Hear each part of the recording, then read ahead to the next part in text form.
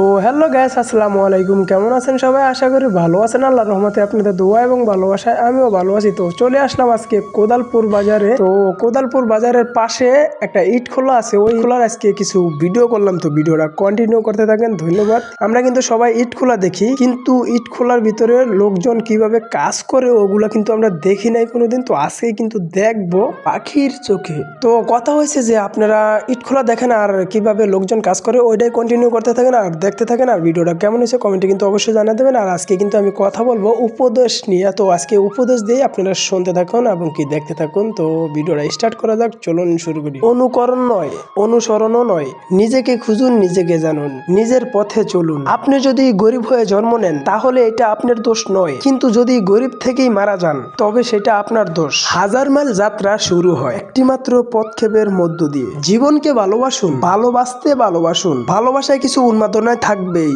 কিন্তু সব উন্মাদনায় কিছু আন্তরিকতা মিশে থাকে। জীবনে চলার পথে কিছু উন্নতি করা গোপন সূত্র হলো কাজ শুরু করা।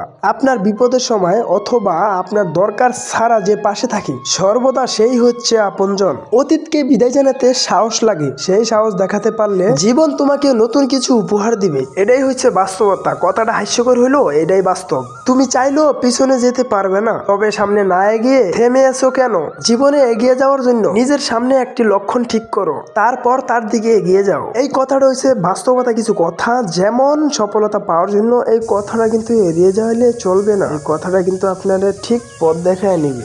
যারা আমাকে সাহায্য করতে মানা করে দিয়েছিল আমি তাদের প্রতি কৃতজ্ঞ, কারণ তাদের না এর জন্যই আজ আমি নিজের কাজ নিজে করতে শিখেছি। তো আরেকটা কথা বলি, আপনারা শোনেন। মানুষ সব সময় ছাত্র, মাস্টার বলে কিছু নেই। এই কথাটা যে বুঝবে সে সব সময় সামনে এগিয়ে যাবে। তো এখন একটা চোখ নিয়ে কথা বলবো, কথাটা শোনেন। আমাদের চোখ নিজে চুরি করবো কিন্তু ওই জিনিসটা কিন্তু দেখে না, তাই চোখ নিজেকে বিশ্বাস করে, চোখে চোর ধরে অন্যজনকে। সবকিছু কিছু না থেকে গুরু হয়েছি। তো কি বস, কি বুঝলেন? ও আমরা জাতে বাঙালি কাজে না। সো কথাটা বলি, আপনারা শোনেন। যেমন আমাদের সমাজ আজকাল চলতে আছে, সমাজের ভিতরে কি সত্যি কথা একবার বলতে হয়, সত্যি কথা বারবার বললে মিথ্যের মতো শোনা যায়। মিথ্যে কথা বারবার বলতে হয়, মিথ্যে কথা বারবার বললে সত্য কথা মনে হয়। এটাই আমাদের সমাজ। কথাটা হাস্যকর হইলো এবং কীর্তিতে হইলো, এটাই বাস্তব। আমরা বেতন থেকে যেভাবে বদলাই সে অন্য যাই হোক আমাদের বাহিরের বাস্তবতা বদলে যায়। এটা হচ্ছে আমাদের মাস্টারের কথা।